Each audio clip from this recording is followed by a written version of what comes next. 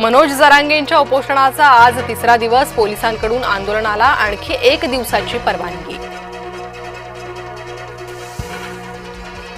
मुंबईत आजही मराठा आंदोलकांची गर्दी. सीएसएमटी परिसरात आंदोलकांनी रस्ता अडवला. रस्त्यावर झोपून गाड्या अडवल्या. गॅझेटियरसाठी 6 महिन्यांचा कालावधी लागेल. न्यायमूर्ती शिंदे समितीची जरांगेंशी चर्चा. मराठा समाजाला कुणबी घोषित केल्याशिवाय मागे हटणार नाही. मराठवाड्यातील 1,13,000 कुणबी कुठे गेले? मनोज जरांगेंचा शिंदे समितीला सवाल. मराठे मुंबईत पुन्हा का आले? शिंदेंना विचारा. मनोज जरांगेंच्या आंदोलनावर राज ठाकरेंची प्रतिक्रिया.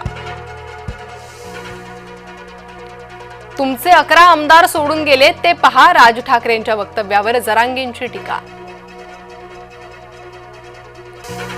आजचा मेगा ब्लॉक रेल्वे प्रशासनाकडून रद्द. गणेशोत्सव आणि मराठा आंदोलनाच्या पार्श्वभूमीवर निर्णय. पुण्याच्या शिक्रापुरात सातारा शहर पोलिसांवर हल्ला. अटक करण्यासाठी गेलेल्या पोलिसांवर आरोपीचा हल्ला. हल्लेखोराचा सातारा पोलिसांकडून एन्काउंटर. भिवंडीत खाडी किनाऱ्याजवळ तरुणीचं शीर आढळल्यानं खळबळ. मृत तरुणीचं वय अंदाजे 25 ते 28 वर्ष असल्याची माहिती.